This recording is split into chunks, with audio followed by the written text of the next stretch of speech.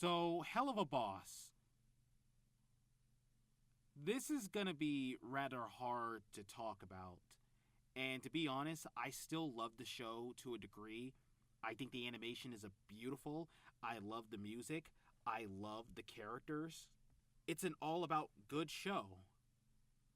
But it has flaws.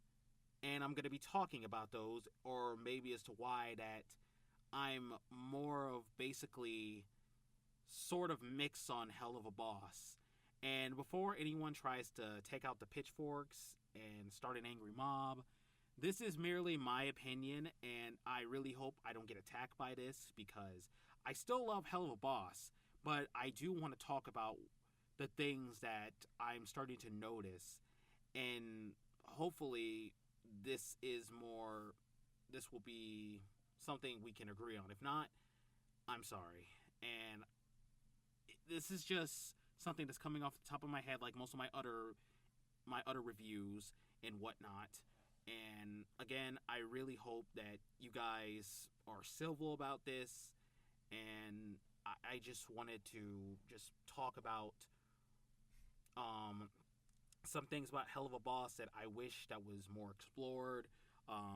Characters I wish had more screen time, and just about that much. So here we go. I think Stolas is a mixed character for me.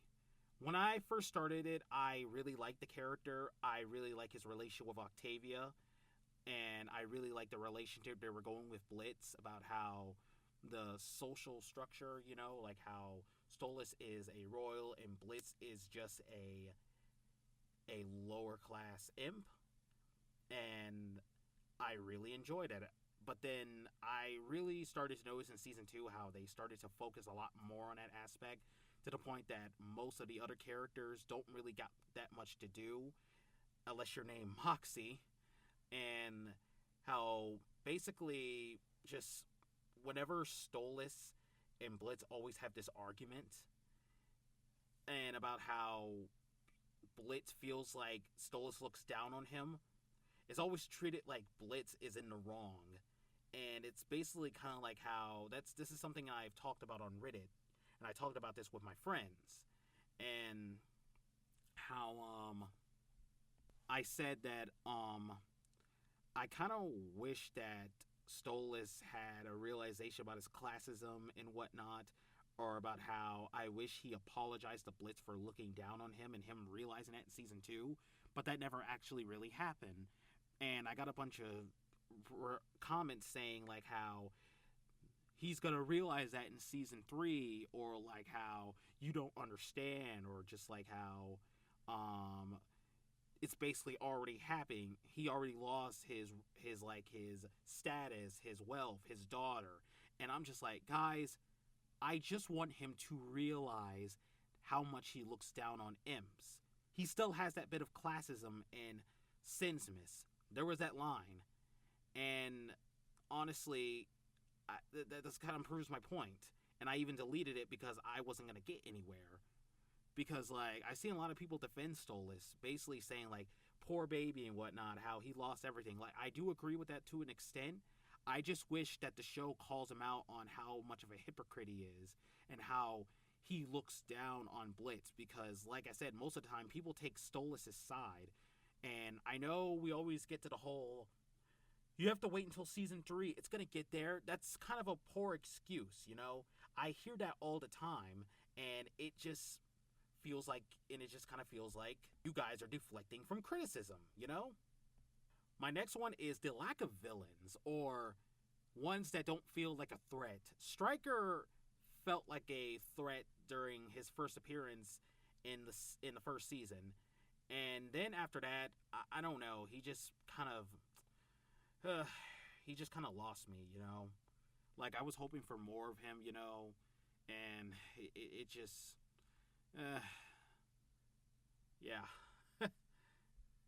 Now, also for Stella.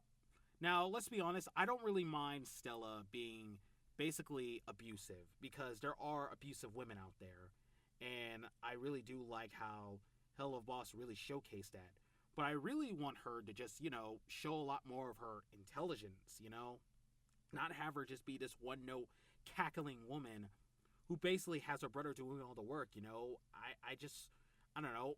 I kind of want to see her more. I want to see more of her. I want to see what made her tick. I know we may be getting at season 3, but I really wish we could have seen that in season 2, because, like, again, most of season 2 kind of revolve around Stolas and Blitz. And to be completely honest, I don't want these two to be the focus of the show.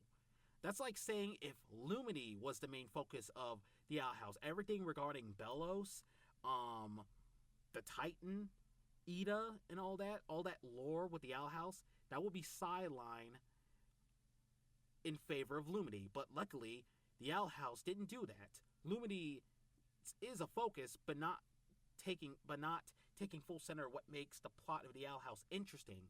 Because the plot of Owl House is very interesting. And so is Helluva Boss. I want to see more of that. I want to see more of these characters. I want to see more of this world building. I hope season 3 gives us more episodes about Luna. I want to see more episodes of Moxie. I want him repeating the same character arc, because we always get that. And I want to see more of Millie, her storyline. I want to see more of her and her sister. Because let's be honest, Millie's actually one of my favorite characters, and I just don't want her to have an episode where it's shared with Blitz and Moxie. Because it feels like that Millie's character is always centered around Blitz and Moxie. And that's honestly just very irritating to me, because Millie is an interesting character in her own right, and I believe that she can deliver a story in the same way Moxie and Blitz can. Hell, even Stolas. Also, this is a bias for me. I want to see more of Veronica Mayday, because I love Veronica Mayday, and I honestly want to see more of, like, her story, maybe, like, a glimpse of the music industry in hell, like the same way how Fizz was being mistreated by Mammon. And I also want to see more of Fizzarelli, because I love Fizz. I think he's one of my favorite characters. And another thing I want to see is that we got glimpse of in season 1 and season 2. I want to see how imps are treated as such, you know? Like how I want to see how they are treated amongst the hierarchy of hell, because as what Satan says, they were made to just be slaves, you know? And I want to see them, like, rise up. I want to see them be more than what they can be. Because you know what recent media, a movie I might add, did this way good that really just got my attention, how the lower class of a caste system was able to rise up and become more. Transformers 1 did that. And I hope that Vizzy Pop saw it, because, well, it's a good movie. But I'm getting a little off topic here. But, like, honestly, what really just kind of makes Helluva Boss, for me, how I'm able to see it for its flaws, is, like, sometimes the writing can be a bit iffy at times. Like, sometimes when they get to an emotional moment, it gets brought down by a joke. And sometimes, like, yeah, sometimes levity can bring a story up from a sometimes tragic or dark moment, but at the same time, you gotta let emotions run, you know? You gotta let the emotion just let the tension swing by. Do that without any jokes, you know? Because sometimes tension just you can have an emotional moment without a joke. That's just me, though. And sometimes the continuity can also just get on my nerves as well. And sometimes, like, the story can just be episodic at times, serialized. I don't know what they're going with. Because one example being, like, the finale for Ozzy's. Like, there was one scene where Blitz basically kind of revealed he's been watching Moxie and Millie just have sex with each other. And that's very disturbing for both Moxie and Millie, and I was hoping that they were going to go with that. But no, that's been glossed over. Like, they're back on civil terms, and nothing really happens about that. And honestly, that's disappointing, because one of my favorite things is having a character who has so much flaws that they're willing to call out on it and show the consequences. BoJack Horseman did that. It did it wonderfully. Like, see, that's another thing. This show doesn't really seem to... Whenever a character always does something, like, very traumatizing or just plain bad, there's a moment where you think they're going to get called out for it, and they do, but they get easily forgiven in the end. Case in point, when Blitz reveals that it was an accident about the whole circus being burned and Fizzarelli getting, like, having these scars and whatnot, and they're just forgiven, like, just like that. And I honestly wanted to see more of that, or like how Vraska and Blitz's relationship, which may have been seen as toxic, basically just kind of like says like how the reason why they broke up is because Vraska said to Blitz that she loves him, and that caused him to spiral out. Yeah, that could be because he didn't know how to take it, because him being loved, he can't see himself as being loved. Like, I'm a sucker for drama. I'm a fanfic writer, and I do want to see more of, like, characters showcasing that toxic side. I want to see characters call out other characters for their shitty behavior. I do. But I'm rambling. This is what happens when I don't have a script, guys. I do need to make a script. Honestly, I do. I'm just too lazy to do it. I just don't have the energy because I'm always at work. I just want to spend the days off I have because I'm just so exhausted with my job. But I do need to make a script. But to end this video, I still love Helluva Boss. And this isn't me basically saying, like, I could do a better job. I don't, because I'm not a writer. I'm just a voice actor.